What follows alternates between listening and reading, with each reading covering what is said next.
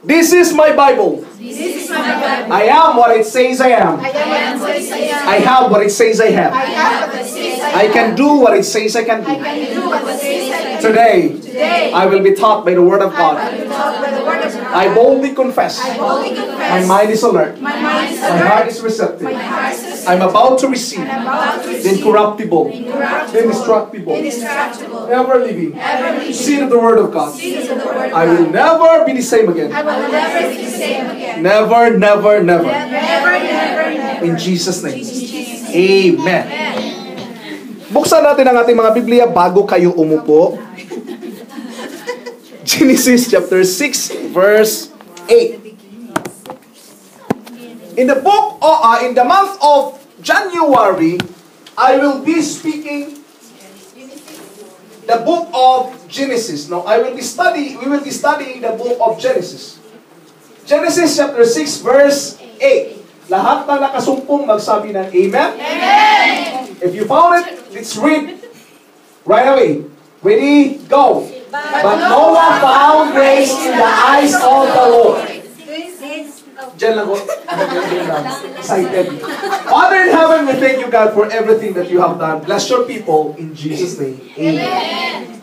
Kamayan mo yung katabi at sabihin mo, but grace found you. But grace found you.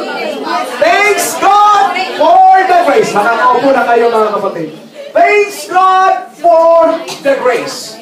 The word grace is first found in the Bible in this verse, in the book of Genesis. And Abraham is the first recipient of this grace. Wow! In the very beginning, God introduced grace. It was not introduced during the time, mga kapatid, na Jesus Christ lang. No! In the New Testament, no! Even in the Old Testament, grace is mentioned. What happened pala, Pastor? Noah found grace in the eyes of the Lord. There's wickedness in the city. There's wickedness from the lineage of Cain going downwards. Even the lineage of Seth, there's wickedness. People started to love themselves. Lovers of the world. They started to worship things, mga kapatid, na hindi kaaya-aya. They are worshiping other gods. But Noah, this is the good side of the story. The story starts with, and the wickedness getting worse. Day by day, getting worse. But it ended, or it started, or it stopped in the middle with the phrase, but Noah found grace. What do you mean, Pastor? Kahit gaano pa kaganda ng isang storya, alam mo, ang haba talaga ng buhok mo. Alam mo, ang ganda ng damit mo. Pero, pag may pero, if there's a word but, something happened, no? From positive to negative. But this one started with negative. There's a lot of wickedness in the city. There's a lot of things happening. But, positive comes along. Noah found grace in the sight of God. Then what happened afterwards? God instructed Noah to build an ark. What grace did to Noah? What does it say? Shall we stop because grace found us?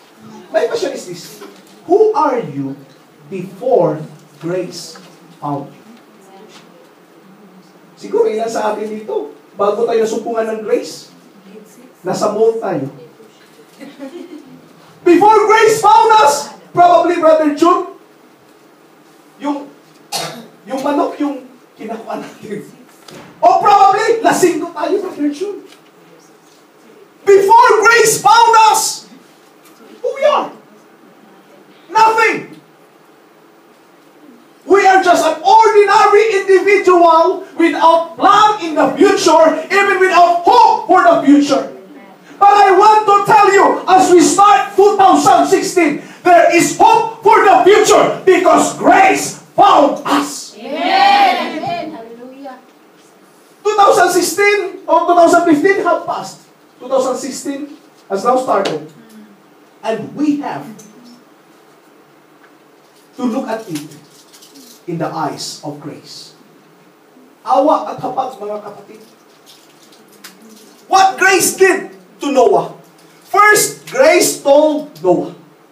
What do you mean, Pastor? It doesn't mean that because we receive grace, everything ends. Ay, nakarasin ako ng grace. Tama na to, hindi na ako maglingkod. No! Grace will tell us what we have to do. Because there's grace of God. God said, repent and be baptized, every one of you, in the name of Jesus Christ. That's grace telling us what to do. Amen.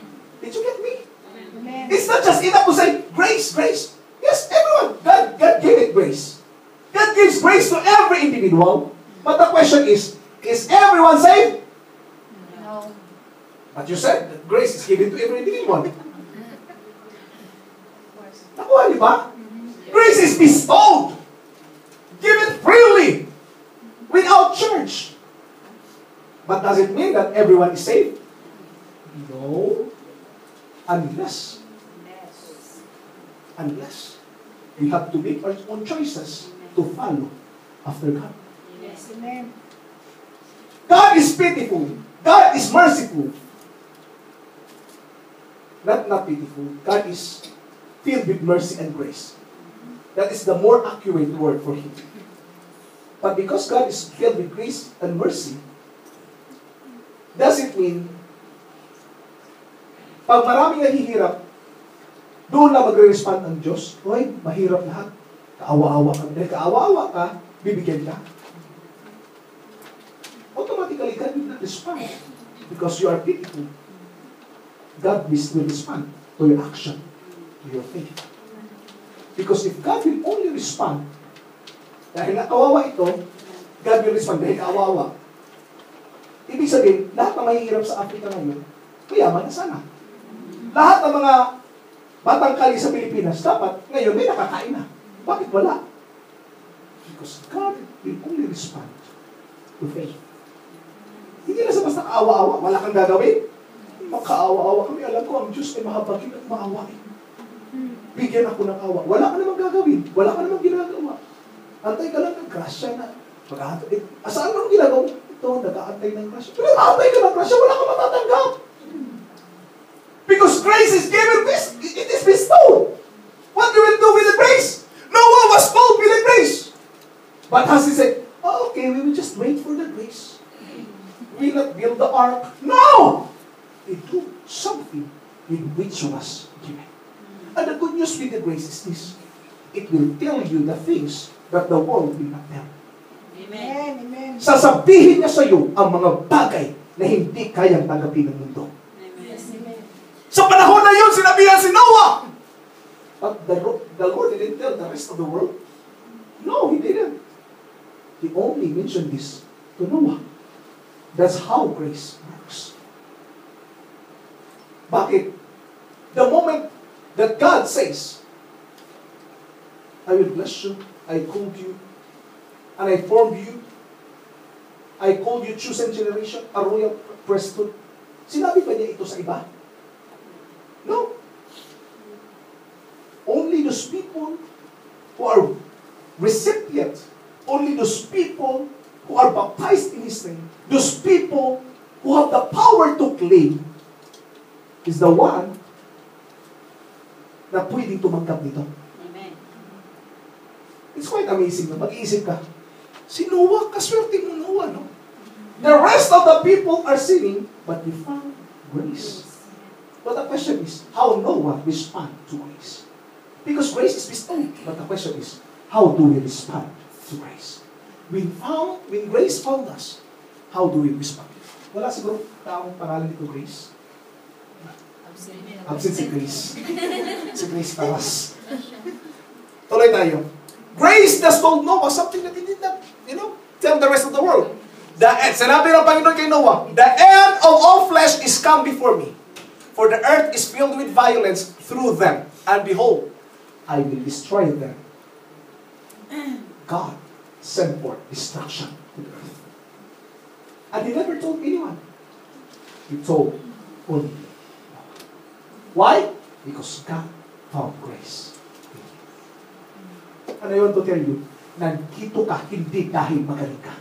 Hindi tayo nandito dahil mabubuting tao tayo. Hindi tayo nandito dahil matatalino tayo. Nandito tayo because the grace of God found us. Amen. Kasi kung kabutihan lang ang naging sukatan, sino pwede magsabi dito, qualified ako, pastor? Disqualified lahat. Disqualified ka. Disqualified tayo. No one can claim that we are qualified. But only the grace of God. Amen. Amen. With grace found us. Sino tayo? Pangalawa, grace instructed Noah. Grace is not enough. There is an instruction for the grace. When God said, repent, I have given you grace, I saved you. Repent. Did we have to repent? Bible study ko nga siya. Sabi, Pastor, pakutay sa mga yung library daw kasi bilang ng labing. Si Juan, Pastor, pwede ba siya maging witness? Pastor, hindi siya baptized? Sabi ko, pwede naman maging witness. Walang problema. Witness ka lang naman. Sabi ko, baptizin mo. Pero hindi ko naman hindi pangalan. Pero kailangan mo muna mag-repent ha, bago ka babaptize. Sabi na, pero siya hindi pa siya baptized. But that's good. They recognize the importance of repentance and water baptism. Ano yun mga kapatid? When God instructed us this grace, it's not enough, meron pala yan. Okay lang, hindi ko lang gagawin yan. No, it's not. Grace na yan eh. If you will not work out the grace given to you, what will happen? It will be in vain. Ganito kasimple. Mami, ito, 1 million check eh. Ay, thank you. May 1 million. Yay, 1 million. Tapos nilagay mo sa unan mo, gabi-gabi, iniigaan. Hanggang na-inspire na lang. What do you think? Ano pala yung isip ni Charlie? No. Sabi mo, hindi ka naisip million yun. Ganun ang grace. Binigay na ang grace! Sabi, ay, salamat sa grace. Yes, Lord. Iyak ka pa na, yes, Lord. Tapos pag uwi sa bahay, walang nangyari. Balisan natin. Katulad yung nanalo sa... Loto? Kinabukasan, wala Ubus na lahat. Because grace will instruct us what to do. Did you get my point, mga kapatid? In-instruct si Noah. It's not enough na, okay lang. No. You have to do something with the grace bestowed to us. Huwag pabayaan itong grace na ito, mga kapatid. Kaya nga tayo linggo-linggo pumapasok sa iglesia, nagpapasalamat sa grace because we are working with His grace. Hallelujah. We are working out the grace given to us. The part that we have to do. We are saved by God by His grace, but we have to build the ark.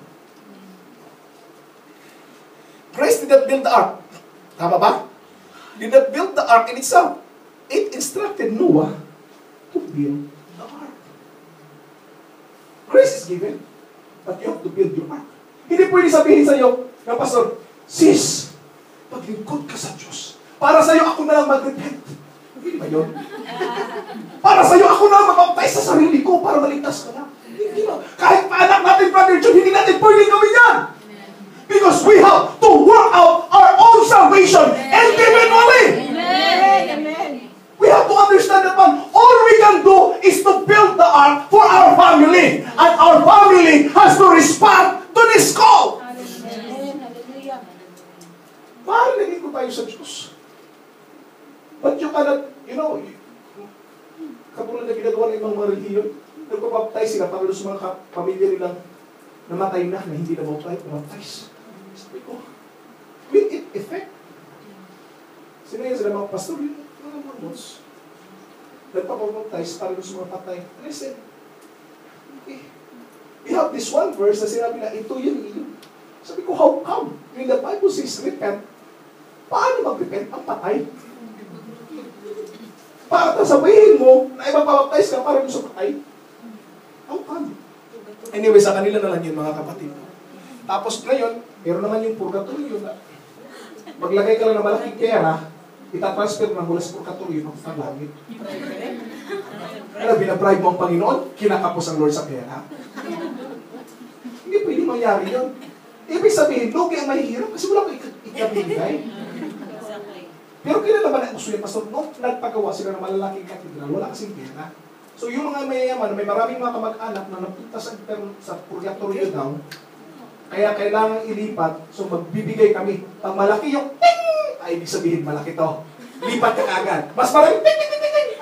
Okay. Mas maraming lipat.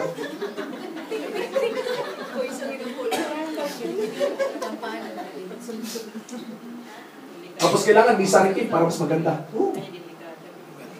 Anyway, but grace that given helped them to build the ark. Another, what grace did? Grace involved a future covenant with Noah and his family. Di ba ang ganda? The grace doesn't only involve our present condition, it involves even our future. Now, are you ready with what Noah did? Or what Noah's response to the grace? And I want to show you what Noah did when grace came.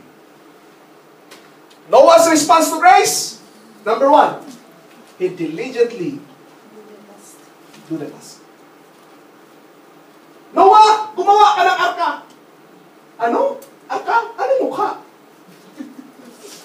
Remember na walang arka noong panahon yun. Nakatira sila sa Mesopotamia, sa Babylon na area.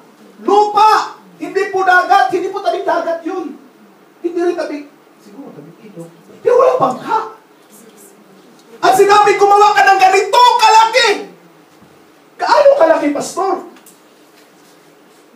Sobrang laki na kayang ilagay ang 7,000 species of animals.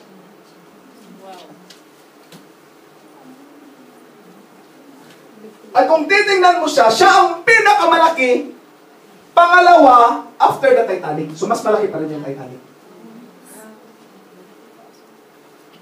Isipin mo na lang kung gaano kalaki ang Titanic. Lumubog! Ginawa ng mga engineer. Pero ito, walang nerve. Ing lang ing. Pero nagawa yung arka na hindi lumubog. Why? It is because of God's grace. It is God's grace. Do the task. The Bible tells us, thus did Noah according to what? To all that God commanded him. So did he. Walang duda. Ginawa ni Noah lahat ng detalye. Sinabi naman, gumawa ka ng coffer. When I search the word coffer, hindi ko nakita kung anong klase kahoy. But when they found, according to the some scholars, sinabi nila, it's cypress. Because it's closely, yung Greek, yung word na yun, yung Hebrew word ng coffer at ng cypress ay magkatunog. So probably, sabi ng some scholar, it is a cypress. You know what is cypress? Yung cypress tree na minsan nga ginagawang bonsai, ang ganda niya, di ba? Cypress parang yung nakikita niyo dyan sa daan-daan. Cypress. According to them. But Noah do diligently the task given to him. Now, I am searching for more scripture about diligently doing the task given. You know why it's important, mga kapatid, na gagawin natin yung mga bagay na pinagkaloob o binigay sa atin ng Diyos na trabahuin? Hindi yan para sa Diyos. Para yan sa atin pa rin. Amen. Bakit mo kailangan manalangin? Para lumagok ka sa pananampalataya. Bakit kailangan mong mag-ayuno? Para makontrol ang katawang ito. Bakit kailangan ipanalangin ang pamilya? Para sila ay maligtas. Hindi para sa Diyos ang ginagawa natin. Bakit ka nagbibigay ng ikapo? Hindi para yumaman si pastor. Nagbibigay ka ng ikapo para ang Diyos ay pagpalain. At kung ipinapala natin ang Diyos, ikaw ay pagpalain. Amen. It's not, you're not doing a favor in what we are doing for the Lord. Pastor, I'm doing the favor for the Lord. Bakit nag-a-usher ako? No! Probably you are ministering, but you are helping yourself. Why? Become involved gives you enthusiasm, gives you energy to grow mature before the Lord. Amen. First and foremost, it's you, it's me, are benefiting. Akala niyo ba habang nangangaral ako, kayo nakakabenepisyo? Hindi, ako mismo una. Bakit? Bago ako nangaral, dapat ma-revive ako sa word ko. Kasi kung hindi ako ma-revive, paano kayo ma-revive? Di ba? And I learn more when I preach than I'm listening. Amen. Yeah. Siya ko ang galing-galing. Hindi ba lang nagdadala ng libro? Siyempre, 20 taon na nagtuturo. Paano pa magbibitbit ng libro yan? Wala na libro yan. Di ba, paulit-ulit na lang yung tinuturo niya. 20 years pa naman. He is doing benefits for himself. You know? He become expert of his own field. The same is true with our service to the Lord. Sometimes inisip natin, nagbigay ako ng book donation, saan kayo mapupunta yun? Sa'yo yun! Bakit? Nagbabasa ka ng libro eh! Sa'yo yun! Pastor, dudulit ako para sa camera. Para sa'yo yun! Kasi every week makakapanood ka na ng video. Hindi yun para sa iba! Bili ng CD. May mga CD. Ewan dyan.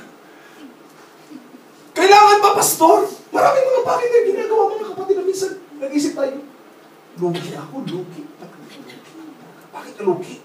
Kasi, pag magsisimba ako, kailangan ko pang ganito.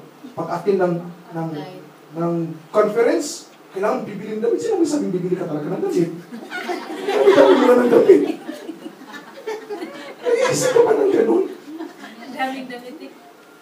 Do diligently the task without murmuring. I want to tell you why. No, I will explain. Sabi ng Bible, the hand of a diligent, what? Will rule. While the slothful will be put to forced labor. Bakit forced labor, Pastor? Kasi hindi ka matyaga hindi ka diligent eh. Masipag. So kailangan itutulak ka para gumawa. Pero ang masipag, itutulak mo pa ba para gumawa? Hindi na. Pastor, volunteer ako! Fishers of men. Mag-evangelize. Oh yes! Volunteer. Why? You are diligent. Now, most of the Christians, we don't want to, a forced labor, we don't want that one. But the answer is so simple. Be diligent. Be diligent. Another. Philippians chapter 2, verse 14 hanggang 15. Do all the things without Murmuring. ano?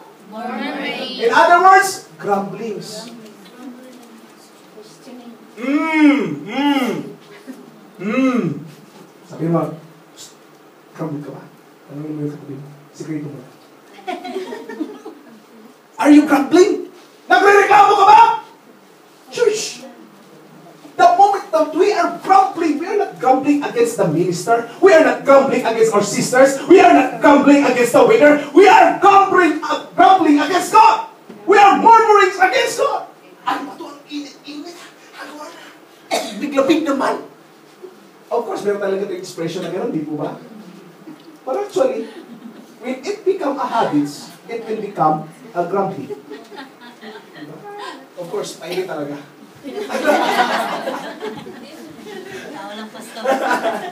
Mainit talaga, of course, mainit. Kaya nakuparin ko yung quote para matanggal yung init. Mainit talaga! Bakit kailangan mo pang sabihin? Bakit? Nababawasan ba yung init ng sinabi mo? Ang init? Nabawasan ba? Hindi, lalo lang nadagdagan. Hindi, lalo lang uminit eh. Just simply, thank God. Salamat sa init, Lord. Amen. Start to give thanks to God. Tanggalin na yung grumblings, mga kapatid. Tanggalin na yung murmurings. Si Pastor, palagi na lang ako ang media. Ako na lang palagi. Wala. Hindi naman naging grumbling yun. Hindi naman talaga grumbling, di po ba? Do your things without grumbling, without murmurings, without questionings. Why? That is the act of a diligent person. Trabaho. Ako pa, mga tao talaga hindi pinupunit yung tissue. Ako pa yung tao. Na habang nagpupulot ng tissue, o, dinipit nyo naman yung tissue ninyo, no? Para yung iba na magpupulot, hindi magagrampol. Ba't kung ikaw naman ang nagpupulot, huwag ka na magpulot kung nagagrampol ka? Amen? Amen. Tama na ba? Talaga, Pastor, pinapatamaan kami. Hindi, tayo yan, mga kapatid, tayo yan. Mali ako, nagre-reklamo din ako. Nagre-reklamo. Ay, di naman, Lord, gagawa na naman ako ng outline nito. Sakit na ng ulo ko, gawa, kaka-research na naman. But you know what? The Lord rebuked me with that. Why? Because God called me in this profession. If God called me to this profession, I have to be diligent with my profession. Amen. And I have to do the things for the best that I can for this profession. you may be blameless and innocent, children of God, without blemish in the midst of crooked and twisted generation, among whom you shine as lights in the world. The moment na wala kang reklamo, hindi maririnig sa iyo ang reklamo, ang grumblings, what will happen? You will become the lights of the world. And the world will glorify the Lord. Why? Because they have seen the light in you. Amen. 2 Thessalonians chapter 3, verse 10 to 12. For even when we were with you, we would give you this command. If anyone is not willing to work, let him not eat. Kung hindi ka magtatrabaho, huwag kang kumain. So sa madaling sabi, ang tamad ay patayin. Ay, hindi. Sorry, Lord. Hindi yan. Mali yan. Patayin sa gutom. Huwag pakainin, sabi ng Bible. Hindi si Pastor OG nagsabi niyan. Narinig ko na ba yan? Tapos sabi niya si Pastor OG ang sisino. Si Pastor nagsabi, pag tamad daw, huwag pakainin. Hindi. Ang Biblia nagsabi, Brother John, na ang tamad huwag pakainin. For we hear that some among you walk in idleness, not busy at work, but busy bodies. Hindi busy sa gawain, busy sa kakachismis. Di ba? Busy sa kakachismis. Ano ginagawa? Nandun. Yung isa na, nagutukan yung isa. Hinira doon sa buong hagdanan, di ba? Yun ang uso sa Pilipinas na ba? Tapos, nakita ko buntis. Yung nasa taas, holding hands pa lang. Yung nasa pangalawa, nagkakbayan na daw. Yung pangatlo, nabuntis na. Grabe. Pagdating sa mga apas, hindi, nanganak na nga. Bibis, no? Ganyan ang balita. Not busybodies. Now such person we command and encourage in the Lord Jesus Christ to do their work quietly and earn their own living.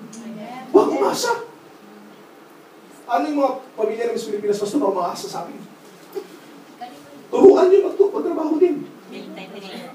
Yes. Sabihin nyo, o bigay ko kayo ng tarkwan, pero pamuhunan to ha, nag-Diyos pamuhunan. Ano kung mag-pray, Pastor? Start again. Teach them. No? Hindi natin masisisi. Dati-dati nga, hindi tayo nag-abroad, nagkakasya eh. Tayo nag-abroad na tayo, nagkakakulang na, nagkakautang pa. Bakit ganun? Napansin niyo ba yun? Ako, iwan ko lang. Nangyayari talaga yun. Nung maliit ang kita, napagkakasya. Lumalaki na, naku, kulang na. Paano nangyayari? Sana yung pinagano ko? Iba, kasi yung kuryente. Sabi, bakit? Nagbago na ba yung kuryente? Bakit? Nagkaroon na ba kayo ng ibang plangka?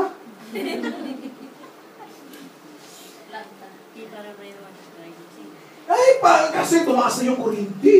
Ganun ba? Oh. Yung project ko. Anong project? Yung Facebook. Yung papa, mahal ba yung Facebook? Mahal yun pa. Kapal nun eh. Facebook pala. Tapos meron pa kaming trip. Field trip pa, saan? Sa Muwa. Layo ng Muwa na yan, no? Anyways, journey talaga yun. Kuwain siguro journey niya. The Bible tells us, diligently do the task given. Si Noah ay ginawa niya talaga trabaho niya, mga kapatid. Ito pa. Bakit ganyan? Bumalik ba siya? Hindi, Pastor. Okay. 2 Thessalonians. 2 Thessalonians, for even when we were with you, we would give you this command. Ayan, sinabi ko na, nadumubli nga. Diligently do the task given. In all toil, there is profit. But mere talk tends to profit. Pagtatrabaho, naghahatid ng wealth. Chismis, away, naghahatid niya. Sigurado. 1 Timothy chapter 5 verse 8.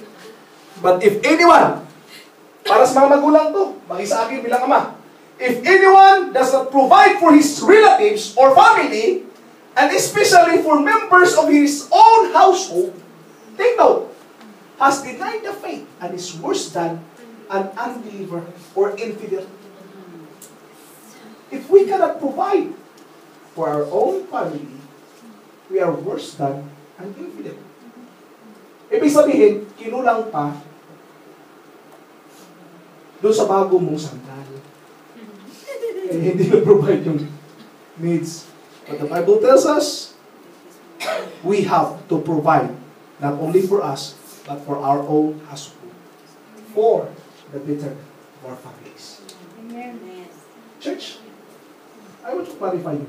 Gumawa ng arka, si Noah, hindi para sa sarili niya. Hindi lang para sa sarili niya. Para sa pamilya niya at para sa mga hayop. What do you mean, Pastor? My question is, are you building an ark for your family? Hindi ko sinasabing mag-improve ka ng maraming pera. I'm not saying about that. I'm saying about nag-improve ka ba ng maraming pananalangin sa kanila? Amen. Nagpukpuk ka ba ng matilyo mo para maligtas ang iyong pamilya? Kumuha ka ba ng pako para ilagay para ito sa pamilya ko, para ito sa mga anak ko, para ito sa asawa ko? Amen. Church, we have to work out for our family's salvation. Kulang pa siguro ang pananalangin na ating ginawa. Kulang pa siguro ang mga panahon na tayo nag-aayuno para sa ating mga pamilya. But this is the time that we have to work diligently for the task given for us by the Lord. We have to pray for our family. Amen. Hallelujah. Noah, take the hammer. Hindi ko alam kung meron ng pako ng panahon yun. But every instrument in Noah's mind, I am building this not only for me, but also for my family. Tandaan natin mga kapatid, ang paglilingkod natin sa iglesia nito, ang ating pagsisimba ay hindi lang para sa sarili natin. God will save your family in 2016. God will reach out your families in 2016. They have a changed life. Mayroong buhay na magbabago. May mga buhay mga kapatid na magkakaroon ng bagong pananaw. Magkaroon ng kaligtasan ng ating pamilya. First point, do diligently the task given. For Noah, when he received grace, hindi lang hanggang doon. He do the command of the grace. Second point, trusting in the Lord. And the flood was 40 days upon the earth, and the waters increased, and bare up the ark, and it was lit up above the earth. Sa loob ng 40 days, natapos ang ulan. Pero ang tubig nandoon pa rin. Kung ako si Noah, Lord, sabi mo 40 days lang. Bakit kayo lumampas na? Minsan ba nag-isip ka yan? Sabi mo, Lord, makakarisip ako ng faith promise ko ba kung matapos tong December 2015? Bakit ang January na lang wala pa rin yung faith promise ko? Hanggang faith na lang. Naging faith na tuloy. Nawala na yung F eh. Para bang humahaba? Sabi mo, Lord, increase yung sahod ko. Hindi naman eh. Nabawasan. Panireksyonan pa kasi nabasa ko yung isang plato. But whatever happens, trust in the Lord. Amen.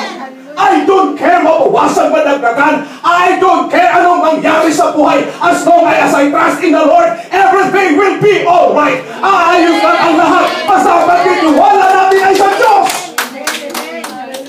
Kasi ang tiwala natin sa amo natin eh. Amen. Kala ko kasi pastor eh, aalis yan eh, magbibigay ng pang-December. Hindi naman pala, pang-faith promise ko sana yun. Hindi! Huwag kang umasa sa amo mo! Kasi yung faith promise na pang-amo mo, maaaring hindi yan ibibigay kasi ang tiwala mo sa amo. Amen. Tama ba? Amen. Where is your faith? Faith is in God, not in your amo. Amen. Kasi maaaring hindi ka ba niya sahuran ka ngayon na 2 buwan, may taong gagamitin ang Diyos para sahuran ka ng 3 buwan. Amen. God can do that. Yes, amen. Kaya niyo bang gawin yun? Amen. Yes, He can. Amen. Nangyari na ba yan sa'yo, Pastor? Yes, nangyari na yan. Yes, nangyari na yan. It happens to me. Ano yun? It will happen to you. Amen. Minsan kasi reklamo tayo sa mga bagay, mga kapatid na, the Lord, kala ko, remember, that the flood is only for a season. Maaari sinabi ng Lord, uulan ng 40 days, pero hindi niya sinabi, bababa ang tubig after 40 days. Di ba? They have waited for another 150 days. Di ba? Tuloy tayo. Ano sabi ni Jeremiah? But blessed is the one who trusts in the Lord, whose confidence is in Him. Saan ba ang iyong pagtitiwala? Blessed are you when you trust in the Lord. When you have full confidence in Him, hindi ka matatakot, mga kapatid. Akala nila mahirap mangaral. Mahirap talaga. If your confidence is in yourself. Kung tiwala mo sa sarili mo, mahirap mangaral. When I started preaching, I am 15 years old. At first, hirap ako, Lord. Hirap ako. But I said, Lord, I don't care, manalo ako hindi. Kasi preaching contest ko. Manalo ako sa hindi. Kasi paalam ko ang mensahe mo. I don't care what will be said. Maaring maging katawanan ang pangangaral ko. But I have preached the best talaga. Kunamay talaga. My confidence is on here. And I preach the best talaga, mga kapatid. Tanong niyo, nanalo ba ako hindi? Pag nalang, baka mapaya ako. They will be like a tree planted by the water that sends out its roots by the stream. Look at this. When you trust God, the Bible tells us that your roots will reach out to the water streams. Doon sa river. Na kahit pa, it does not fear when heat comes. Its leaves are always green. It has no worries in the year of drought and never fails to bear fruit. Amen. Kahit pa may tagtuyot, may bunga ka pa rin. Kahit na ang maraming tao wala ng sahod, ikaw tuloy-tuloy pa rin because your trust is in the Lord. Amen. Hallelujah. Minsan kasi takot tayo eh. Marami tayong kinatatakutan. Pastor, matatapos na yung kontrata ko sa amo ko. Mag-i-end na. Mapapalit na ng bagong ambasador, ganyan. Huwag ka makakot. Magtiwala sa Diyos. Amen. Para may mga panahon, sabi ni Job, the things that I fear comes to me. Mga bagay na kinatatakot ko, siya pang nangyayari sa akin. Because fear is a negative faith. You believe in something, you are fearful or are afraid of. Kaya nangyayari because you have your faith in it.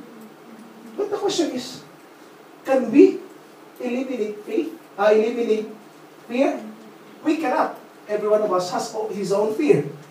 But we can control the fear. Everyone can control the fear. Sabi nga ng isang speaker, sabi niya, Sir, how long you been a speaker? Sabi niya, for a long time. He said, no. Said, it means you don't have a butterfly already in your heart. Kasi sabi nila, di ba? Pag tumayo ka daw, parang may maraming yung butterfly na lumilipad yung pa dito. Kabaka-baka, di ba? Sabi niya, no. There's still butterfly. But I learned how to organize them. Nakuha niyo ang ibig sabihin? That when we have fear, it doesn't mean, mga kapatid, katalunan ka. But the question is, do you know how to take your fear? Kaya mo bang paamuhin ang iyong takot? Because when fear dominates you, dominates me, I cannot do a thing. Because fear cripples me. But I don't have any fear even when the heat comes. Why? Kasi kung nagtitiwala ako sa Kanya, bakit ako matatakot? Amen. Di magsuot ka na ng short, di malit ako, no fear. Walang dapat ikatakot. Hindi, walang dapat ikatakot. Parang may mga taong takot na takot, no? Nakakita lang ng kulay blue, akala pulis lang. Kung meron ka namang ikaw, bakit ka matatakot? Kung wala, dapat ka matakot. Diba? Nakakita ng blue. Pulis! Kuhan, walang pa. Bawasan daw yung kuhan, kape. Anyway, trust in the Lord, mga kapatid. Because blessed are the one who trust in the Lord. Did you know that the word blessed is happy? Happy are you when you trust in the Lord. Proverbs chapter 3, verse 5 to 6, sabi niya, trust in the Lord with all your heart. And lean not on your own understanding. Kung pagtitiwala pag-uusapan, puso ang sukatan yan. Saan ba ang tunay ng pagtitiwala ng puso? Para kay Noah, 40 days, Lord? Ang haba naman ito. But after 40 days, Lord, alam ko 40 days na. Tumigil na ako yan. Pero ang tubig nandun pa rin. Lord, what will happen? Dito naman kami habang buhay. But Noah, trust in the Lord. But now thus saith the Lord that created thee, O Jacob, he that formed thee, O Israel, fear not, for I have redeemed thee. I have called thee by thy name. Thou art mine. When thou passest through the waters, I will be with thee, and through the rivers they shall not overflow thee. Wow, wow, wow. I like it. I have this song, mga kapatid sa bahay, sinabi, fear not, for I have redeemed thee, fear not. I have called by thy name, for thou art mine. At sinabi niya doon, yung pinaka-key niya is, fear not. Sinabi niya dito, na if I will pass through the rivers, it will never overflow. Ano ibig ko sabihin, Pastor? Maaaring ang na siguro yung utang mo ngayon, pero hindi ka malulunod dyan. Maaaring ang problema mo ngayon, nakatingala ka na, Lord, muntikan ako malunod. Muntikan ka lang, hindi ka malulunod. Basta magtitiwala mo sa Diyos, huwag kang matakot, kapatid, dahil hindi ka malulunod. Dumaan man ako sa ilog, di ako malulunod. Dumaan man sa apoy, di ako masusunog. Kasama natin ang Diyos. Look at this. When thou walkest through the fire. Take note. Ang sinabi niya is, when.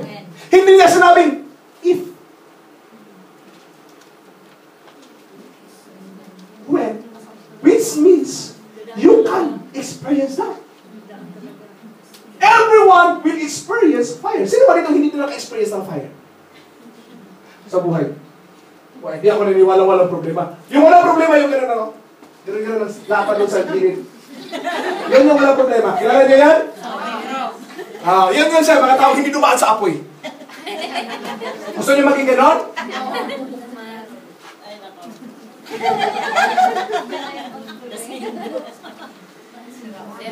Mostly, I think so. Everyone! Dumaan tayo sa apoy! But I want to tell you, dadaan man ako sa apoy, di ako masusunog! Dumaan man ako sa ilog, di ako malulunod! Kasama ko ang Diyos! Hindi ako dapat matakot! Inaawit natin yan, tapos ganun-ganun pa tayo pagdating sa problema. Alay! Di ba? Ang sarap pa natin sumayaw, dumaan man ako sa apoy, ang sarap pa sumayaw. Tapos pag uwi sa bahay, naubos na rin yung bigas, wala na, nagwawild ka. Yun ba yun? Yun ba yung apoy na yun? Shush! No, it's not about it! It's about trusting in the Lord. Noah, are you sure that this ark is strong enough? Sinabi ni Noah, alam kong strong enough ito dahil hindi ako ang gumawa, dahil ang Diyos na instruct sa akin paano ito gawin. Hindi dahil sa abilidad ko ng paggawa, hindi dahil sa kakayanan kong paggawa nito, kundi dahil ang Diyos araw-araw pumupunta rito, tinuturuan ako kung paano ayusin ang bangkang ito. Kaya mananatili ito, hindi kahit 40 days pa, kahit 50 days pa, kahit 100 days pa. Amen. It doesn't matter.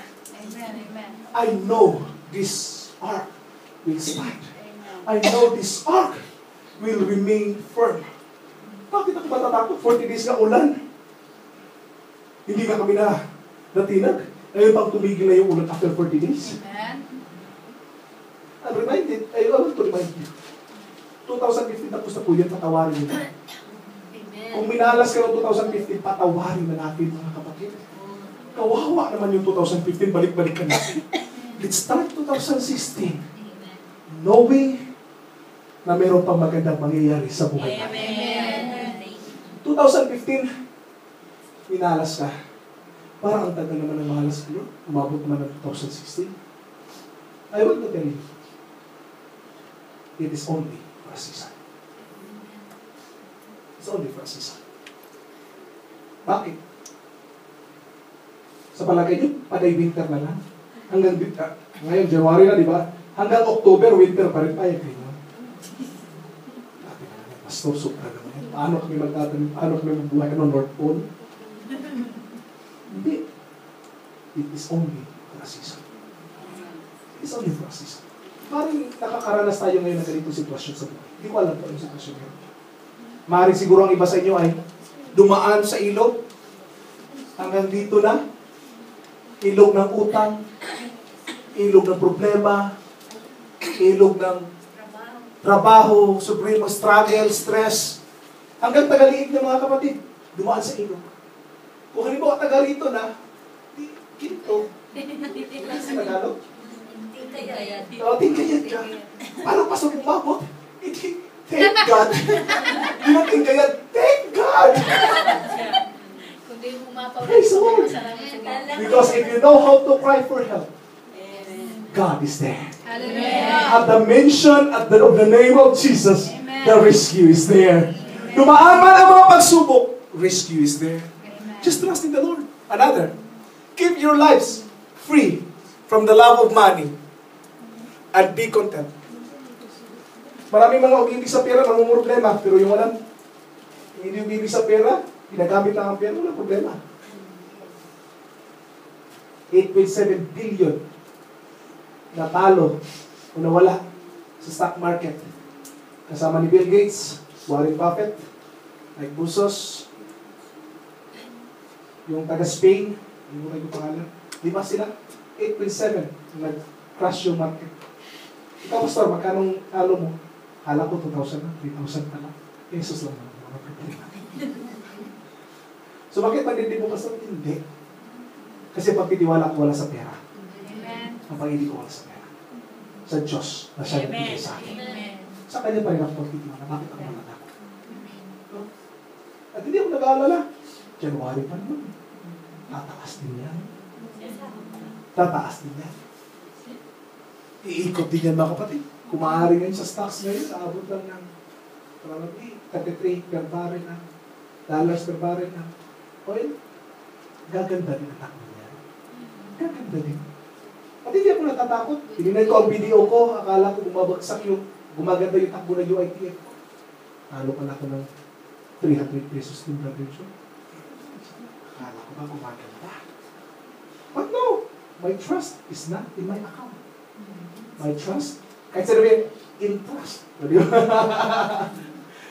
Unit Investment Trust Fund. My trust, the word on, yun hindi yun ang pinagkakatiwalaan ko. Siya pa rin ang sustain ko. Amen. Titingin ka pa sa investment, Pastor, dahil ganyan? No? Because this is my life. This is the style that I want to be. It's not about the money. It's about the style. When you look at these people, they love their money and they are not content. Ano yung ibig sabihin, hindi content? Nung nakabili ng bisikleta, gusto bumili ng motorsiklo. Nung nagka-motorsiklo, gusto bumili ng kotse. Nung nagka-kotse, gusto bumili ng helicopter. Nung nagka-helicopter, gusto mayroon mga spaceship. Spaceship. Ano pagod sa spaceship? Grabe, hindi totoo yan. Did you know that there are people who buy o who bought a parcel land in Moon? Bibili ng ilang square meters sa buwan? Hindi na kayo namin? Yes! Yes! Ang buhay ka ba sa akin? Bakit? Bibili ka ba? May komisyon ako doon. Some people are paying just to ride a spaceship touring around the world in one time. Hindi na may-ari. Did you know that there are even people who are willing to risk their lives to travel to Mars for a lifetime, for once? Natabayad pa. May dalaw, tatlo Pilipino kayo nakasali. Travel to Mars one time. One-way ticket. Wala nang balikan. Travel to Mars. Look at these people. They are loving so much. Their fame, loving so much. Alam na nila na hindi mo kailangan ng spaceship sa pagbalik ng Panginoon. Ang kailangan mo, pagtitiwala sa Kanya. Because in the twinkling of an eye, we will be with Him in the twinkling of an eye. Amen. There is some. But people are so miserable doing things with their... Yung iba, sobrang galit sa pera, nanalo. Yan, sinabi ni Sister Erma, nanalo sa luto, kinabukasan, ubus lahat. Oh, hindi totoo yan. Look at in the Google, who blew up, the word is, win in lottery, who blew up all their money. Look at the internet and you will find, hindi lang 5, more than 10 katao, who blew up their money. Paano inubos yung pastor? I don't know kung paano na yun. Easy money kasi. My goodness. But the Bible tells us, bakit ka matatakot kung mag-crash ang market? Sabi ng Biblia, be not content, but be content with what you have, because God has said, never will I leave you. Never will I Forsake you. Kung anak ka ng Diyos, bakit ka matatakot? Kung anak ka ng Diyos, bakit ka matatakot?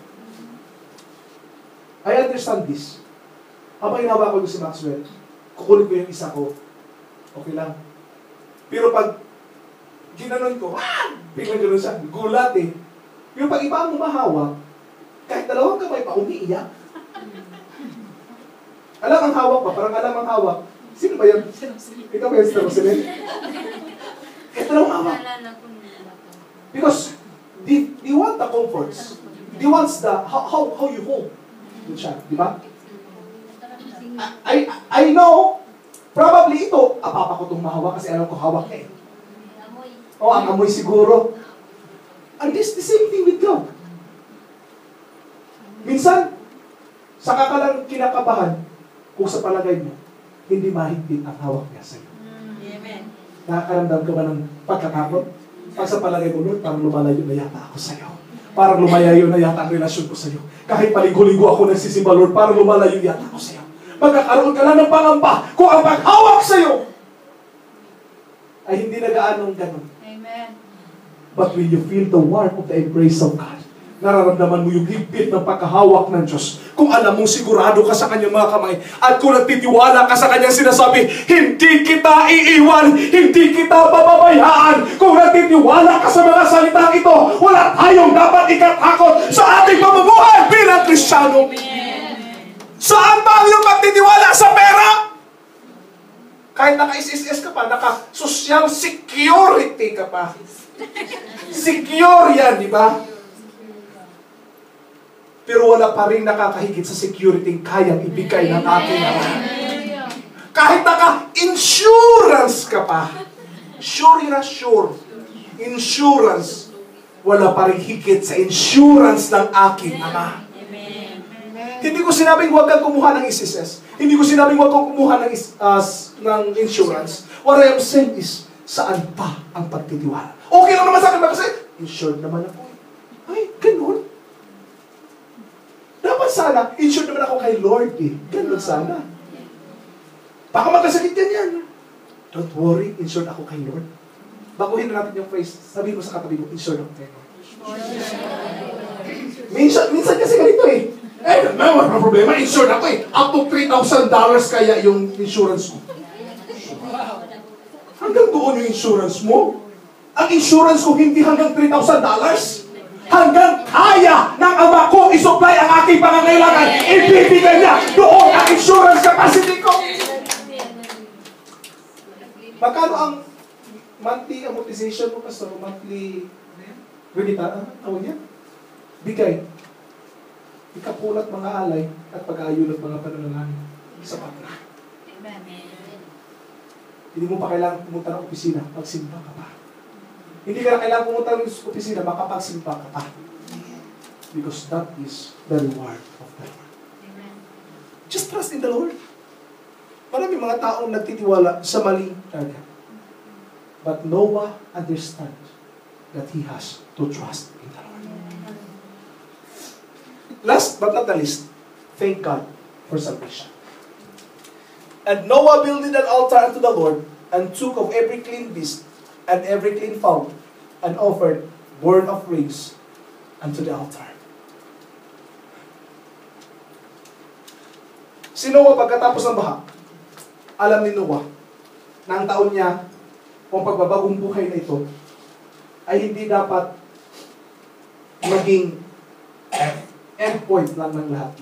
Bagos it would be a starting point in his life. But the good way to start is to give thanks. Paano ka magpapasalamat, Pastor, na hindi mo pa nakikita ang pagpapala? Yun ang tunay na pananampalataya. Thank God in advance. Kaya nga narinig din siguro kung mananalangin, Lord, we thank you in advance for what you are going to do. Amen. Amen.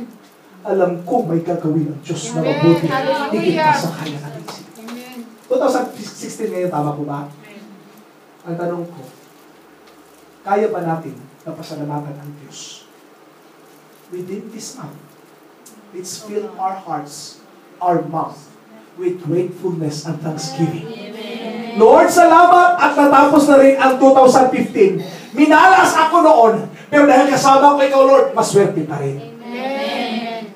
Pero sa taong 2016, Lord, I want to live blessed. And I will start this year with thanksgiving. Yes. And let the peace of Christ rule in your hearts, to which indeed you were called in one body. Ang sinabi niya, be what? Thankful.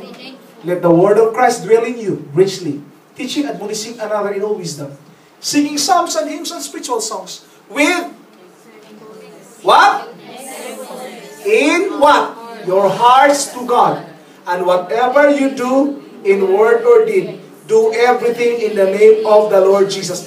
Hindi yan naputol dyan. Church, ulitin ko, hindi natapos dyan. Minsan, Pastor, pinag-pray ko naman in Jesus' name eh. The question is, have you give thanks to God? Minsan kasi, Pastor, pinag-pray ko naman in Jesus' name, pero wala nangyari. Ang tanong, napasalamat ka ba? After that. Sabi ng everything you do, in word or deed, do it in the name of Jesus. Pero hindi na putol. Giving thanks to God through Him. Now, Pastor, nananalangin ako ng 1,000 GP, Pastor. Hindi ko para matanggap bakit ang magpapasalamat. That is what we call faith. Faith. Halimbawa, example, si Micah hingi, Daddy, bigyan mo ako ng Daddy, bigyan mo ako ng tab. Okay, anak. Thank you, Daddy. Salamat sa tab. Hindi ko pa nakakita. Salamat pa rin. Hindi ko pa ako nakabili. Pero salamat talaga. So, ano magagawa mo? Nakahiya lang na ito. Bibili na lang ako. Nagpasalamat tayo. This is true with God. No? We're not bribing God with our thanksgiving. What we are developing is an attitude of thanksgiving. Hindi man na siguro nangyayari sa buhay natin, pero masalamat ka natin. Sino ang mag-umpisa ng bagong pamilya? Anong daratan niya? Pamilya niya lang. Nawala na yung mga magulang niya, nawala yung mga kamag-anak niya. Ang natira, pamilya na lang. Anak niya, asawa at mga daughter-in-laws. Yun lang ang meron siya. My question is, what will you expect to the world filled with water? Saan ka kukuha ng bibig? Mag-umpisa ka sa wala. You will start from the scratch. But still, Noah give thanks. Hindi siya Lord! Ano ba ito, Lord? Lord ka dyan. Pinagpala ka na eh. Lahat ng kaya mo ma-uptake, mga pag-is within reach, nandito lang. Gusto mo lang dagdag kita. Gusto mo dagdag kita. Gumawa ka ng dagdag trabaho. Kung gusto mo na, Pastor, gusto ko na, mag-increase naman yung knowledge ko. Hindi yan mag-increase ka, kaupo dyan, pagbasa ka. Dagdag. Basa. But what we have to do, give thanks. Give thanks. I'm about to finish, mga kapatid. Thank God for salvation. Do not be anxious about anything. But what? But in everything, by prayer and supplication with thanksgiving. Hindi lang hingi, Lord, bigay mo ko niyan, bigay mo ko nun. Hindi, bil mo ko nun, bil mo ko niyan. Hindi ganon. Hingi tayo ng hingi sa Lord. But the question is, are we giving God thanksgiving of the things He entrusted to us? Pasalamatan natin siya. When we want our request be made to God, let's give thanks.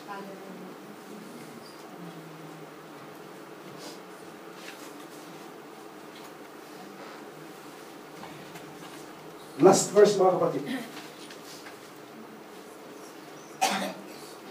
Nung pumasok ka ba dito, have you developed the attitude of thanksgiving? Or nung pumasok ka, simba na naman. Haba ng preaching ni Pastor.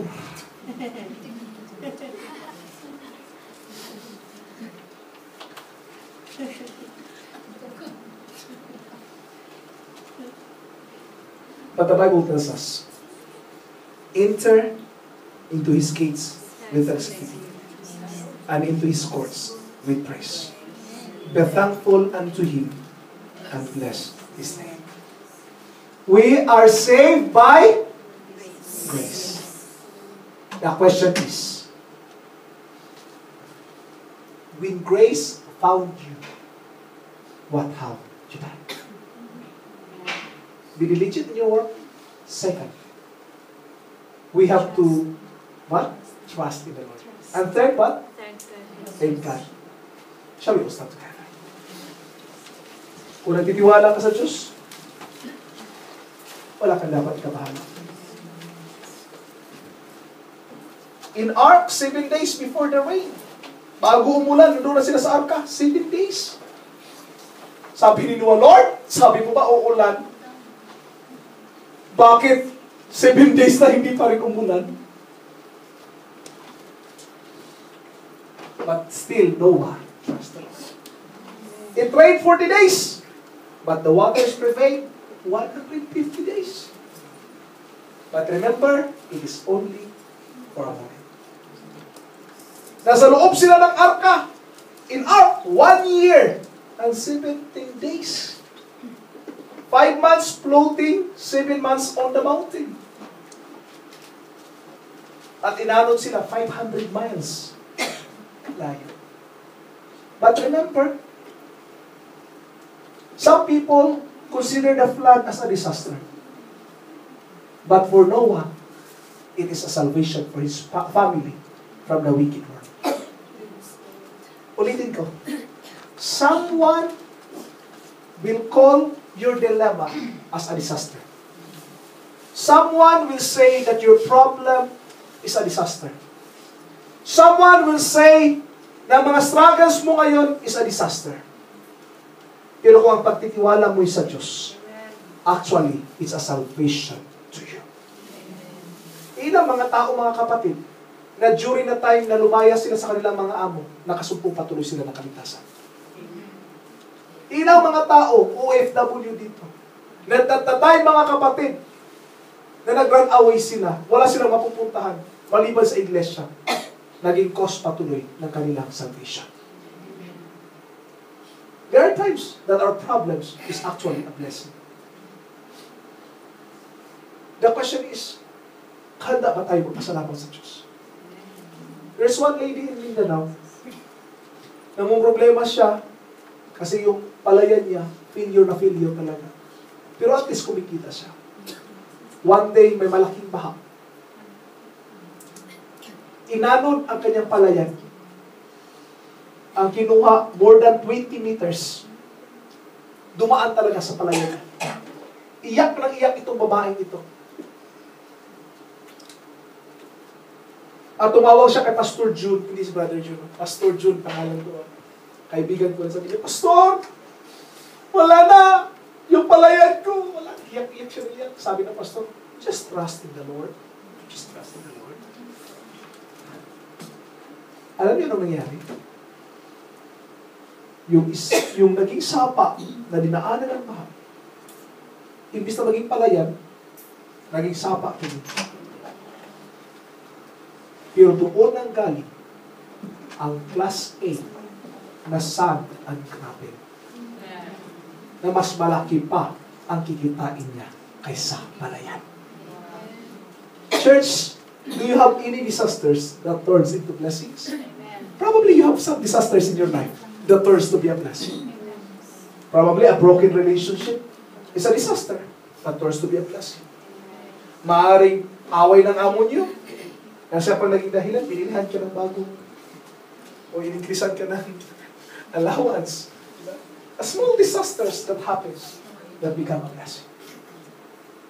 My question is, but when the grace found you, what happened? I am misdirected. High school student, hindi alam ang course na tatahakin sa college. May mga times sabi ng mama ko, ano bang direction ng buhay mo? I studied in high school, mga kapatid. The first year, excited. Second year, one whole na papel na intermediate paper. Bitbit ang maliit na Biblia. At mas malaki pa yung baunan ko kaysa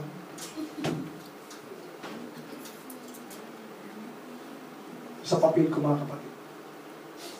I am misdirected before the grace of God found me. But when God called me in this ministry, I know where I am. My brother is addicted to drugs when grace found him. My question to you, who are you when the grace found you? Hindi ba nararapat ang Diyos na pasalamatan dahil dyan? Hindi ba nararapat lang ang Diyos na papurihan dahil dyan? And as I welcome you today in this altar, ask the Lord, Lord, help me to give thanks because of the grace you have given. Shall we sing a song to God? Or is there any song to be played on? And I welcome you in this altar.